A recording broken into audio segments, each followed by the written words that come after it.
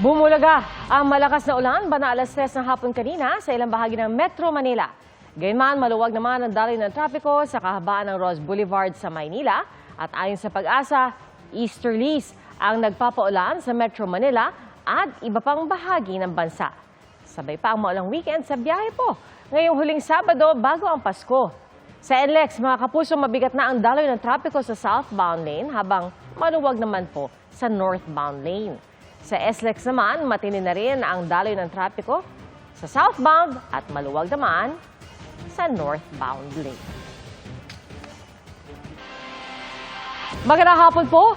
Si dating DPWH Undersecretary Catalina Cabral nga ang natagpo ang babae sa bangin sa Tuba Benguet nitong Huwebes. Kinumpirma yan ni DILG Secretary John Vic Remulla. Ang kay Remulla, tugma ang fingerprints ng bangkay sa fingerprints ni Cabral. Isinailalim sa autopsy ang mga labi kaninang madaling araw. Kumuha na rin ng DNA sample at inaasang lalabas ang resulta ng pagsusuri sa mga ito sa mga susunod na araw. Mga kapuso, huling weekend na nga bago ang Pasko at maagang bumiyahe ang ilang mga pasaherong uuwi sa kanilang mga probinsya. Silipin na po natin ang sitwasyon sa PITX sa live na pagtutok ni JP Loyan. JP? Pia, mga kapuso, narito po tayo sa PITX. Mula umaga hanggang sa mga oras na ito, wala pong patid yung pagdating ng mga kababayan natin papasok dito sa PITX. At as of 5 p.m., umabot na po sa mahigit 140,000 ang mga pasaherong dumating at umalis po si PITX para sa huling weekend bago nga po ang Christmas 2025. Bantay sarado ni Lick ang mga dalang bagahe habang bumibili ang kanyang kasama ng bus ticket papuntang Mindoro. Puno ang bagahe ng mga regalong pinag-ipunan ni Lick na welder sa Maynila at sinisikap na makauwi ng probinsya tuwing Pasko. Sobra kahalaga po kasi hindi po matumbasan ng pera yung saya nung pagkasama mo yung pamilya mo. Si Cheryl naman habang naghihintay ng bus pauwi sa Palawig, Sambales, panayang yakap sa anak na muling nakasama dahil sa ilang taon niyang pagiging OFW sa Switzerland. May baon pa siyang buko pie na sinadya pa nila sa Tagaytay kanina. Kami ni Christmas na hindi mo sila kasama, for finally after 3 years makakasama mo sila. Parang yun yung pinaka-blessing sa'yo ng Panginoon na mag-get together kayo. Kabilang sila sa mahigit 119,000 na mga pasaherong dumating sa PITX ngayong araw. Kahapon, December 19, mahigit 186,000 ang mga pasahero rito. Maghapon, walang pati ang pagdating ng mga pasahero. Humahaba ang pila sa main entrance para ma-inspeksyon ang gamit ng mga pasahero.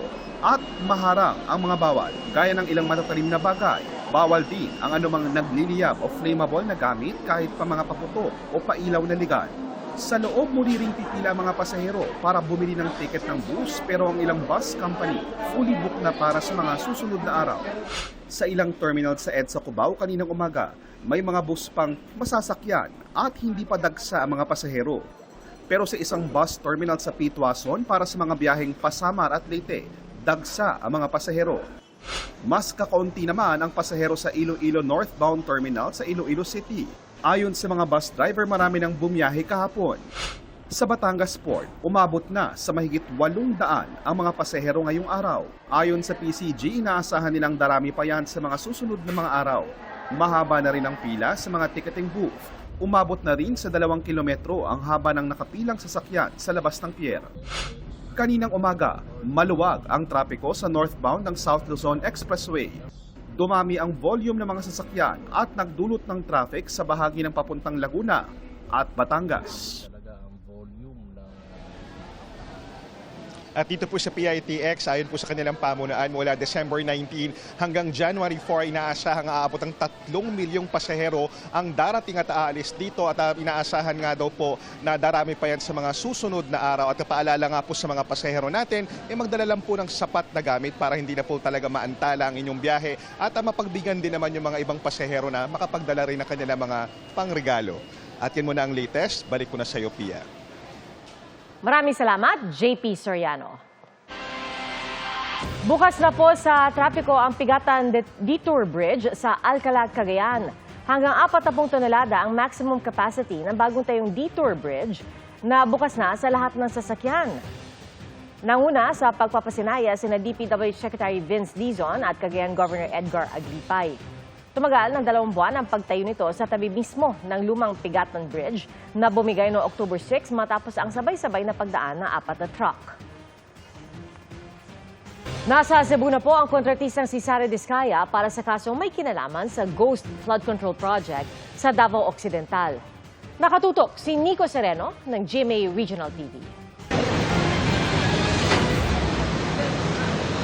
Isa-isang dumating kahapon sa Mactan Cebu International Airport ang mga inaresto para sa mga kasong kaugnay sa mga umano'y Ghost Flood Control Project sa Davao Occidental. Kabilang dyan ang contractor na si Sara Diskaya na dumating pasado alas 6 kagabi. Bantay sarado silang dinala papuntang Hall of Justice ng Lapu-Lapu City. Ang RTC Branch 27 ng lungsod ang naglabas ng arrest warrant kay Diskaya at 9 na individual na nahaharap sa kasong graft at malversation of public funds. The first court who acquired jurisdiction is Branch 27 because they are the first court that issued warrant of arrest against Mrs. Diskaya as well as the 8 DPW Davao engineers. So kung may ibang courts nga, mag-atubang sila kaso, video call na lang ilang appearance. Unless extremely needed by the court. But normally, video conferencing. Dinala ang mga akusado sa Lapu-Lapu City Hospital para sa required medical check-up bago inilipat sa Lapu-Lapu City Jail. Hindi pinayagan ang media na makapasok sa loob.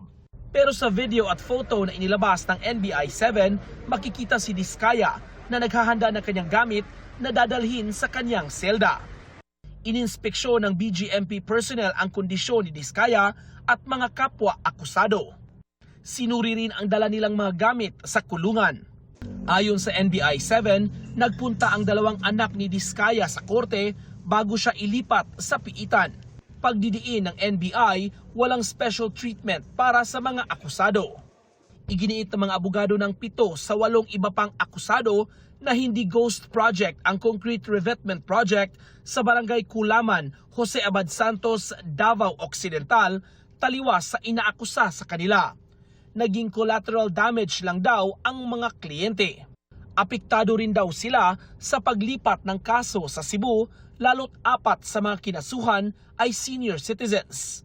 We believe since the alleged crime is committed in Malita, Davao Occidental, we think that the proper venue should be in Malita, Davao Occidental. As to the detention, we are exploring the best place to detain them to emphasize and maximize their safety and security. Sa paunang impormasyong nakuha ng NBI, sa January 2026, nakatakdang i-arraign o basahan ng sakdal ang mga akusado. Para sa GMA Regional TV at GMA Integrated News, Nico Sereno, nakatutok 24 oras. Ngayong last weekend na, bago ang Pasko, ang ilang nagbabalak bumili ng regalo, nagla-last minute shopping na sa Divisoria. At nakatutok si Darlene Kai. Galing pang San Miguel, Bulacan si Rolando at anak na si Kurt. Dumayo sila sa Divisoria sa Maynila para mag-last-minute Christmas shopping ngayong huling weekend bago ang Pasko. Mas masusulit daw niya rito ang 6,000 pisong matagal daw niyang inipon. Katumbas daw yan ng 1 buwang sahod niya. Siyempre, minsan lang sa 1 taon ng Pasko, kailangan natin yung mga bago ng anak, mga damit ng anak. Pasalamat po sa pinigay niya po sa akin. Sana po magtagal po kayo. Mabigat na ang usad ng trapiko sa Elias Street kung saan 24 oras bukas ang mga tiyangge. Pagdating kasi sa murang bilihin at dami ng mapagpipilian, Divisoria pa rin talaga ang puntahan. Makabibili na ng laruan sa 50 pesos, 200 pesos ang ternong damit pambata, 150 pesos ang sapatos, 100 hanggang 150 ang samot-saring pangregalo gaya ng towel set at tumbler. May mga gift wrapper na rin na 5 pesos ang isa. Si Editha na kasamang mga apo sa pamimili ng mga bagong damit at sapatos, napansing kakaunti ang mga tao ngayong taon. Wala pong ganong namimili. Unusual ba ito, ma'am? Hindi katulad nung mga nakaraan talaga, dagsa talaga. Hindi ka nga makakadaan dito eh. Sa mahigit 5 dekada na pagtitinda rito ni Victorino kasama ang anak na si Gail, ito na raw ang pinakamatumal nilang Pasko. Malakas po kasi yung online shop ngayon. Kaya parang natatalo po kami. Kumpara nyo ngayon, wala pong buhay. Nagtsatsaga lang po kami rito kaysa naman wala kaming maitinda. Dumidiskarte raw ang mga manininda para makahikayat pa rin ng mga mamimili. Meron po kasi kami mga products dito na mababang presyo lang po, ganun. Unlike po doon sa online shopping, meron pong shipping fee. Dadaan ka lang, tas pwede kang magtanong kung may discount ba. Paalala ng Eco Waste Coalition, umiwas sa toxic.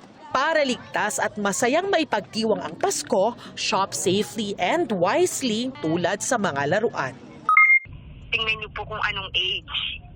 Kasi importante po kasi pag bumili po tayo ng toys na para sa mga bata, tituit po na yung pong bibili natin ay hindi pwedeng malunok ng mga bata.